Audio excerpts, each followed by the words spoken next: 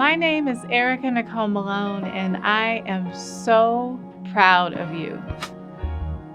I'm proud of you for coming into this space, for coming into this community to share your dreams. This started off as just a documentary, but now it's become a movement. It's become a movement to help you uncover parts of yourself that you never knew existed. Each week, we're going to share inspirational stories that will help you follow your dreams, to uncover the impossible. We're going to do it together.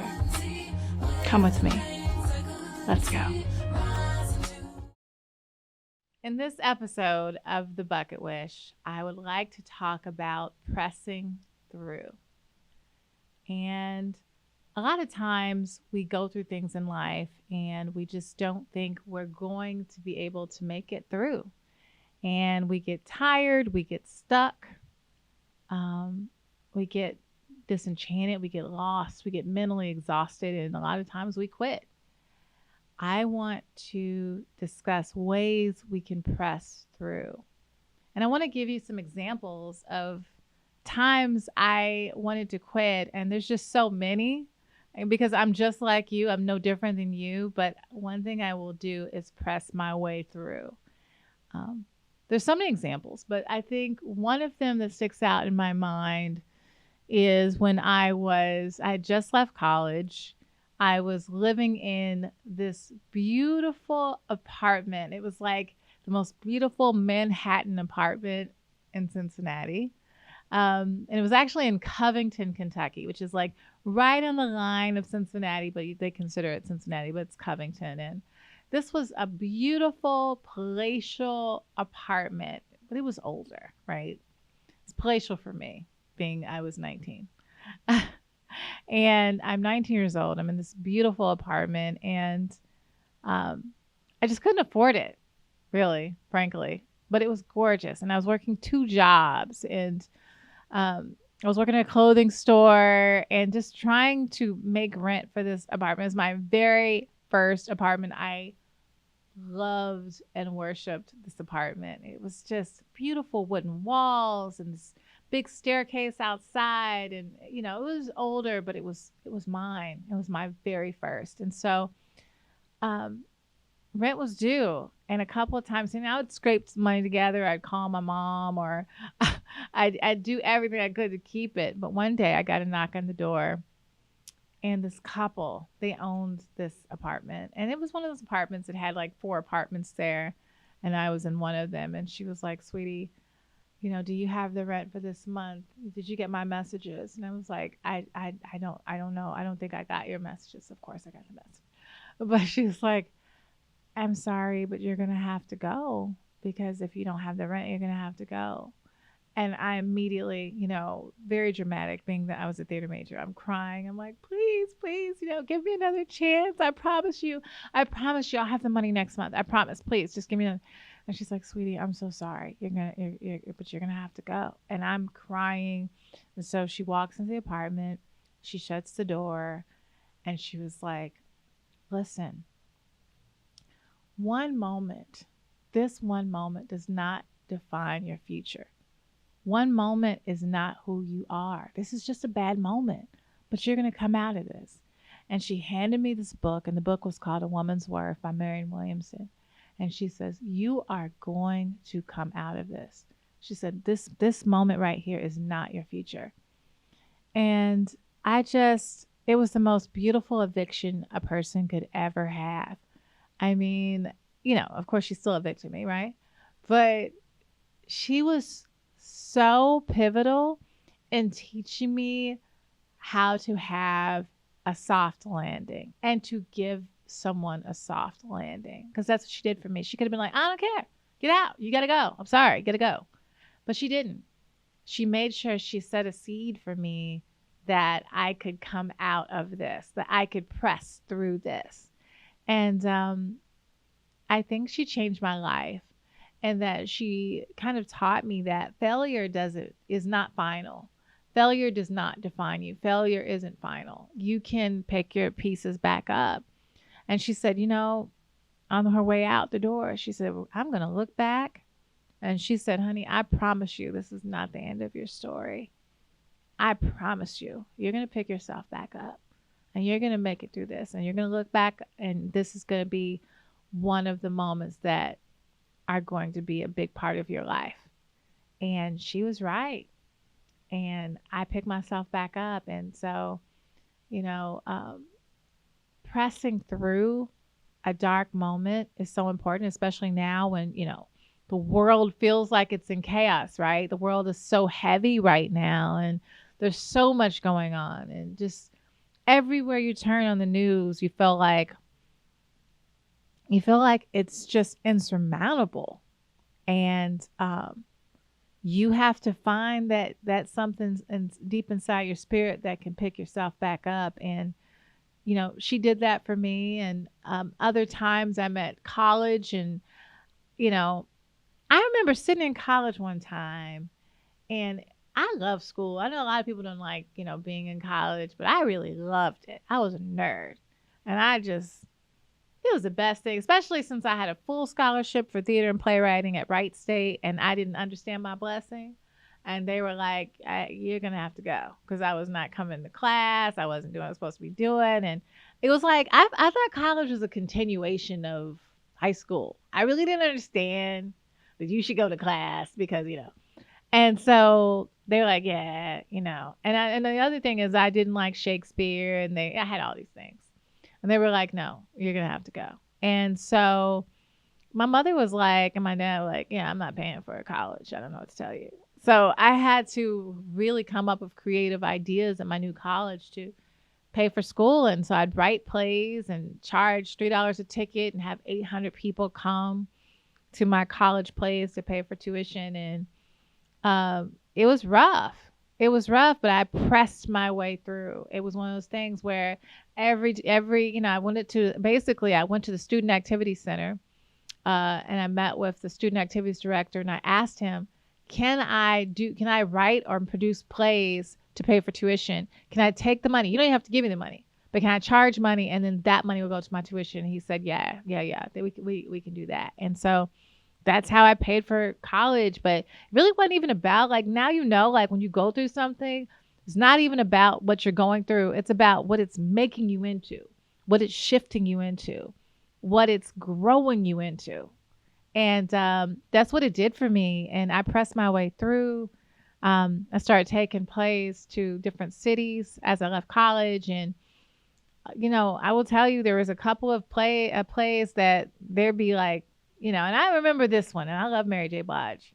I love her. But I was doing this theater in Charlotte and everything was great. I was so excited. And then Mary J. Blige just announced she was coming the day after. Her promoter announced it. And it was like, it took all the oxygen out of the city. And that night, my ticket sales were low. And I just remember sitting on the couch of the theater, before the play opened, because I knew there weren't going to be that many people coming. And after you promote it and you spend all this money on promotion and then not many people are coming. And I just was crying on stage. And I was like, I'm done. I'm never going to write anything else. And of course, I didn't do it. I kept writing. And so press your way through. Pressing your way through when it seems like things are hard, that's so pivotal. When I was making the Bucketwish, there were so many examples of pressing my way through. And I'm going to tell you, when I first talked about this with, even my business partner and just different people, they're like, okay, so what do you want to do is you have wishes and you want to take their buckets of wishes and you want to try different things. And people are like thinking I'm having a midlife crisis or something. Because that's what they were thinking. And I knew what it looked like. I knew what it sounded like. But I knew it was important to press my way through, to try these different things. And so I did. And I mean, there were so many challenges in all of it. I mean, comedy, the challenge of really comedy was more about the challenge of pressing through to myself, my confidence, my fears. And it's a head game. get in front of a microphone. And I think those people who are doing it every day, it's because it's the repetition and they're confident and they start understanding their momentum and the cadence in which they speak. So they have that, but you've never done it. You got to press right through that.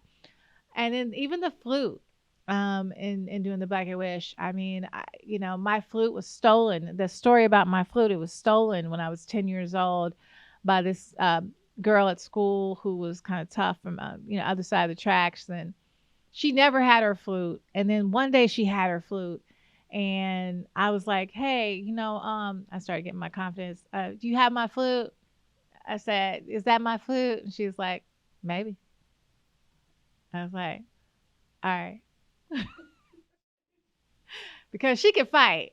I mean, she's one of those girls that could fight, so I wasn't gonna mess with her. Um, but that actually broke me. I'm serious. And I think that broke me because my grandmother had saved her money to buy me this flute. And you have to know, my grandmother's working at a shirt factory called Inrow Shirt Factory. And she saved up her paychecks to buy that flute.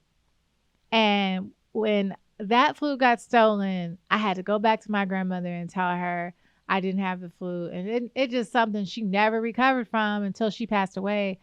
I mean, I'm still putting a dub on it. I mean, she didn't put it in my face, but I felt like in that way I failed her because, I lost that flute or it was stolen. But then, when I did the Bucketwish, I brought the flute back out and I thought, finally, I'm going to get to play the flute and I can honor my grandmother, only to find out I hate the flute. But I don't mean it that way for all the flute lovers. I'm saying that there's a lot to a flute. There's a lot to a flute because there's a lot of saliva with the flute. so, so I had to press my way through, and there's a lot of spitting, but I did it. I pressed my way through with the flute. There's just so much photography. It's just the Bucketwish. I think dance. I'd always wanted to be a dancer, and I didn't get in at performing arts school. I didn't get accepted, so to dance again, and that's another thing that looks much easier than it really is. I honestly thought I was like an amazing dancer. There's probably a reason I didn't get accepted, but I love dance still. It's just so many challenges with making the Bucketwish and swimming. Oh my gosh. Swimming might be my most feared challenge because immersing myself in water is terrifying. And only to find out that so many people are like, oh my gosh, the swimming part. Like I understand that because that's me. I'm so afraid of like getting in water. Thank you for jumping in. A lot of people are telling me they're taking swimming lessons. I'm still like learning how to swim. You know what I mean? But now I'm not afraid to get in. I haven't mastered it. Don't take my swimming classes. It won't end well for you. But I feel like, I'm helping people to overcome and press through, fears. When people ask me about my process and pressing through and what are my tools I use, there's so many. I mean, I think you have to say it's really a collective beat of people that there's so many people behind me, some of my ancestors, right? For me, who were not able to live out loud and to live their truth and to be where I am. So I feel in a lot of ways I'm carrying them on my backs. And so it's what inspires you? Who is the person that makes you feel like, hey, I might not do it for me, but I'm going to do it for them. And for me, I think it's a lot of my ancestors. It's my mother. My mother had a really, really, talking about pressing through, terrible start in her life when she was a little girl, and a lot of bad things happened to her. She did not have this opportunity. She was neglected. So for her, like, it's kind of like that poem, Dr. Maya Angelou says, in Still I Rise, bringing the gifts that my ancestors gave, I am the dream and the hope of the slave. I was my mother's hope. right? So she was not going to be able to climb a lot of those mountains and do a lot of those things because she had kids. And so she was making sure we couldn't just be any kids. We had to be major. We had to make it to the top, you know. And I understood her her push for me. So my steps are remembering the people before me and um, remembering the why. Why are you doing this? That will get you through the times where you want to quit, where you feel like I just don't want to press through anymore. Why? Why? Who is looking at you? Who's being inspired by you? Whether it's your kids or whether it's somebody you know. Like, don't quit because it's hard. Um, the other thing is I do a lot of meditation and I do a lot of prayer. Um, I'm constantly, I constantly am climbing. I wrote a song called I'm Climbing, but I'm always climbing. And then in the chorus it says rising to a better me, lifting things I couldn't see. That's me telling you how to press through. Rise within yourself. And you're going to have a lot of things that are always coming at you. Like, you're like, why is this happening to me? What did I do that this is happening to me? But that's the whole point. Lifting things I cannot see. Lifting those heavy things that are coming to you. So just keep speaking life to yourself. You're asking me the steps, speak life into yourself. Like that negative self-talk, I can help you as long as you can lift yourself up. But don't be your own worst enemy. Oh, no, no. Erica's going to always be her best friend. I'm not going to speak darkness to myself. I speak life to myself. And I'm asking you to change that so that you can press your way through because you're going to make it. Today, I think, especially if you're a person who is empathetic and, do I consider myself an empath? Probably. I care a lot about the world. And I'm highly affected by what is going on in the world. I know I'm not the only one. I know you're just like me and you're seeing things that are in the news and you're like, oh my gosh, I hurt for other people as if it's me. So it's really hard. I'm very ethereal. So that's how I'm pressing through. I'm pressing through by staying positive and I'm praying for each person. I'm sending positive vibes to each person and, believing that things are going to be better. But I'm always writing and creating. I think this is a time for artists to write and create. And I'm pressing through by creating and by talking to you and by pushing you to the other side. And that's giving me life. So I think you can gain life by giving, and that's how I'm pressing through. And what I want you to do is to subscribe to the Bucketwish and make this a part of your life. I think that you're going to be inspired by not only the stories of others but by your own story, and hopefully there's something that you can get from me that you can take and give back to others. I'm excited. Let's go. One of the ways I can remember pressing through really at the height of COVID was producing and writing Remember Me, the Mahalia Jackson Story.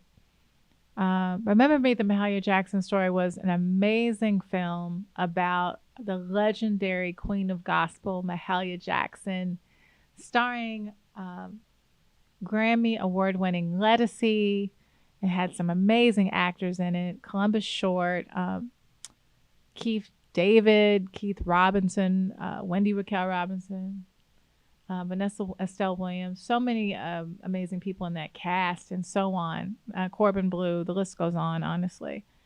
And at that time in shooting it, first of all, I'd written Remember Me, the Mahalia Jackson Story, and me and my business partner decided to go ahead and finance it ourselves. We had shopped it around Hollywood and, so we just decided to produce it ourselves and finance it ourselves, which is kind of unheard of for a lot of people in Hollywood. But we co-own another firm, a healthcare firm, and so we were able to do that. and we produced it. And next thing you know, it's the studios are asking for so many mandates that we were shut down 5 times because if one person tested positive for COVID. They just shut the whole set down. And every time you're shut down, you have to pay more and more and more to reopen. So you're paying an extra $100,000 just to get started up again. It was tough because every movie back then during COVID, they added 30% on for, COVID tests. So it was almost impossible to make a movie, especially an independent film. But we were shut down 5 times and we were able to do it. And the crew pressing through, the actors for that film, we had some of the best actors right now. And they were just so happy to be working and so really humble and committed to getting this film finished. And I remember one time, there's so many times I was crying not far from a trailer because we were shut down again. And, you just had to pick your pieces back up. We knew we had to get this film done. We're wearing masks in between scenes. If you go some of our promo films, we're all of us are wearing masks because you had to wear a mask on set. And we had to press our way through. And guess what happened? Everything. That film was nominated for 60 film festivals. 60 film festivals around the world, 40 wins. It was nominated by the NAACP Image Awards, and I won an award for a breakthrough creative and motion picture. And it was pretty amazing to win my first NAACP Image Award for something that I would have quit for, right? Because I was so tired of being shut down, and I did want to quit so many times. I want to talk about our amazing director, Denise Dowse, who has passed away, but she pressed through. I want to talk about her pressing through during an illness, and she was sick the whole time we were shooting. I think she is a perfect example of someone pressing through. She was in pain a lot while we were shooting that film. And when she couldn't shoot on some of those scenes, I would, help her with those scenes. But she pressed her way all the way till that film was finished, even after in post, in pain, helping, getting the film complete. So if she can hear me now, I know she can. I love you for pressing through and getting this film done with me, for all the actors, for producer Vince Allen. We got through that. Paul Wright, music, he pressed through getting the music for that. Maestro. All of us kind of pushing through to get this done, and it was what you would say is magic. Obviously, I had mentioned Lettucey, who was incredible as Mahalia Jackson in this film and just catapulted this film to a whole other level. I'm just so proud of her. She's definitely become like a sister, but I wanted to save someone special in talking about her, and that is Janet Huber, Aunt Viv, Fresh Prince of Bel-Air, the original Aunt Viv. She is also my sister, and but she was so good as Aunt Duke and Remember Me, the Mahalia Jackson story. And I knew that she was a great comedic actress, but to see her as an actress in drama just lets you know just what a phenomenal just actress she is. And was so moved by this film, and so just so inspired. And both of them have become sisters for me. Thank you to cast and crew of Remember Me, the Mahalia Jackson story, for pressing through. I will never forget you. And to Denise Dowse, you're still our angel. Press through. Thank you for joining us for another episode of The Bucketwish. Go out, live your dreams, and do something special just for you. But make sure you come back to us next week to hear another inspiring story. See you next time.